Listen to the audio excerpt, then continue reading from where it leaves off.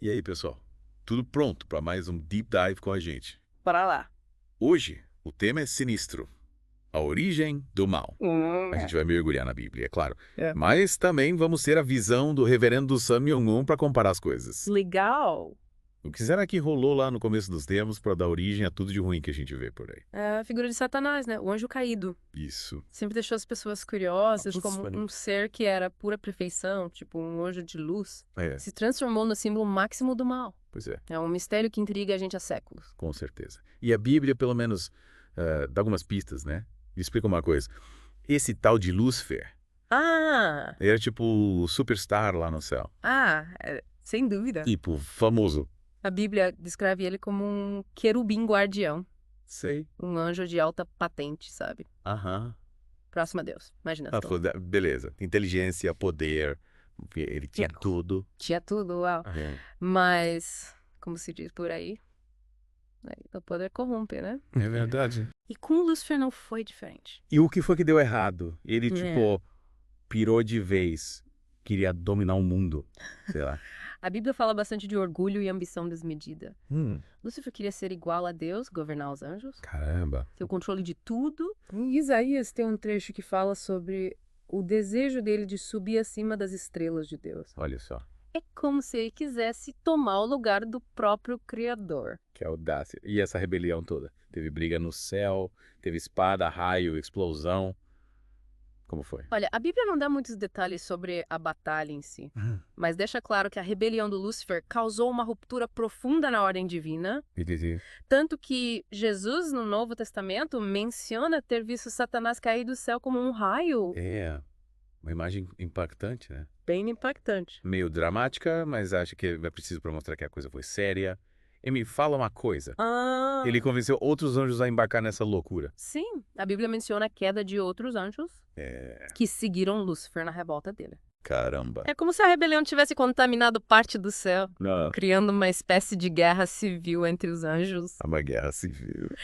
E essa queda também é retratada de forma simbólica no Apocalipse, com a imagem de estrelas caindo do céu. Nossa, que treta.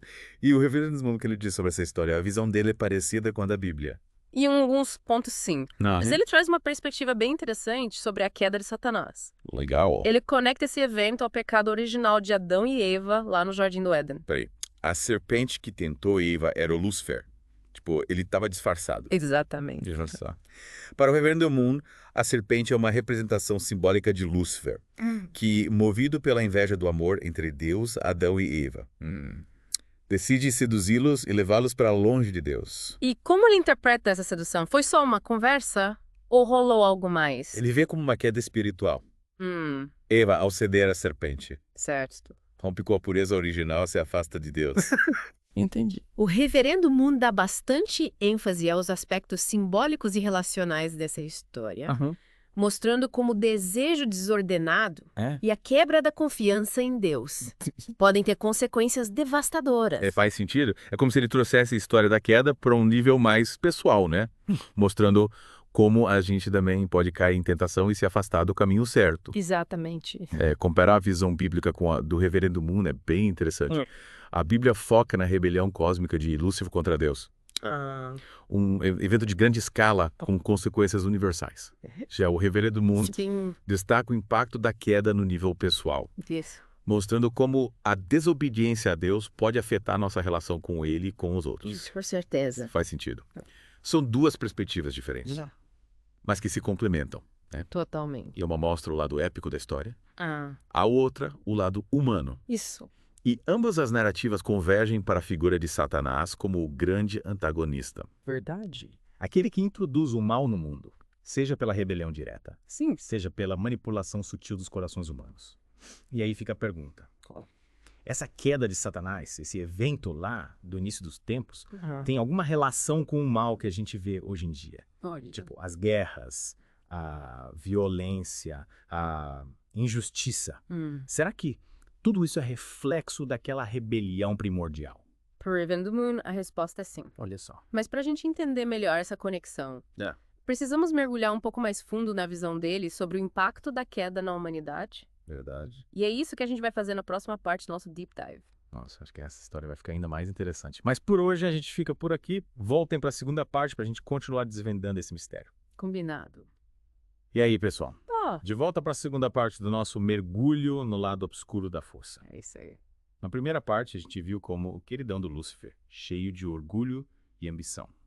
Resolveu, né? Tá um golpe de estado no céu. E acabou virando o famoso Satanás. A Bíblia, inclusive, pinta um quadro bem épico dessa rebelião, né? Sim. Com direito a anjos caídos e tudo mais. E vimos também como o Reverendo Moon conecta essa treta celestial com a história de Adão e Eva lá no Jardim do Éden. Isso. Deixa eu pensando. Será que a gente carrega um pouco dessa rebelião dentro da gente? Tipo, a gente tem essa tendência natural pro egoísmo, a raiva, a inveja. Será que isso é culpa do Lúcifer? Olha, o Reverendo Moon acreditava que sim. Para ele, a queda de Satanás não foi só um evento isolado lá no céu. Mas algo que afetou toda a criação, inclusive a gente. É como se a gente tivesse herdado essa predisposição pro erro, essa tendência a se desviar do caminho do bem. Tipo um vírus que se espalhou por todo o sistema, né? É tipo isso. Faz sentido. Porque se a gente olhar para a história da humanidade, é verdade. É guerra, violência, corrupção para todo lado. Exatamente. E o Reverendo Moon vai além. Sabia. Ele diz que essa influência negativa se manifesta não só nas grandes tragédias, mas também no nosso dia a dia. Sabe aquela mania da gente querer levar vantagem em tudo? Conheço bem. De colocar a culpa nos outros. Sei. De ter dificuldade em perdoar. Opa.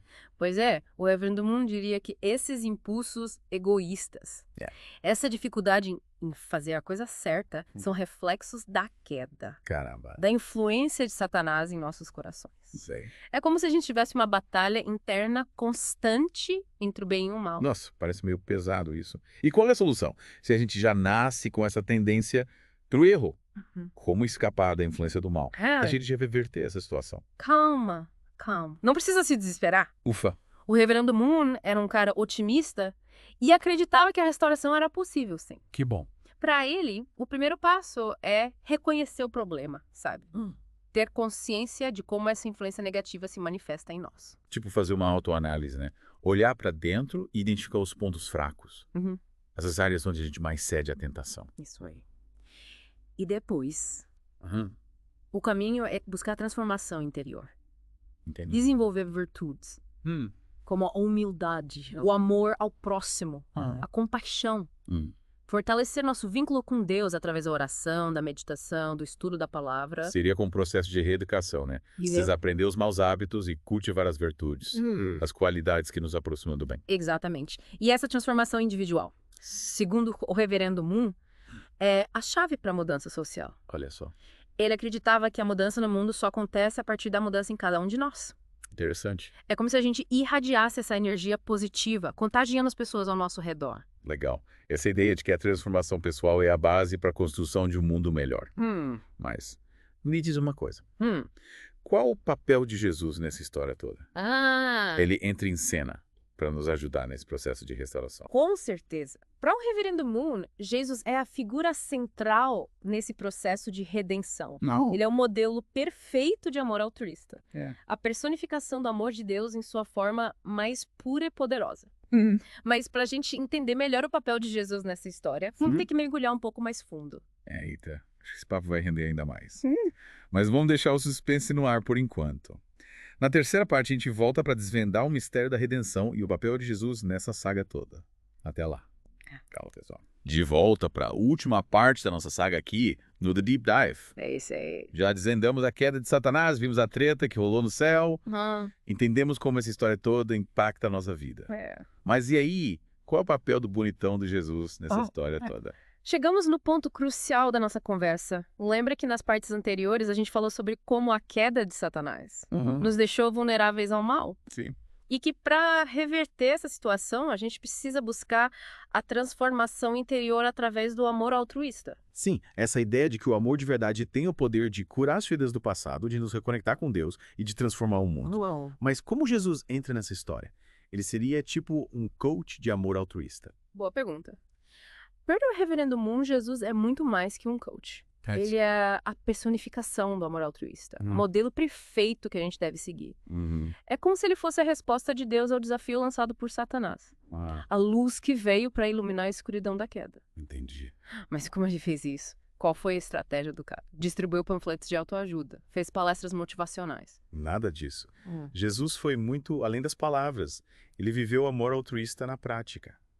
Seus ensinamentos sobre amar o próximo, perdoar os inimigos, ter compaixão pelos que sofrem, tudo isso era um reflexo da sua própria vida, do seu jeito de ser e de agir. E a morte dele na cruz.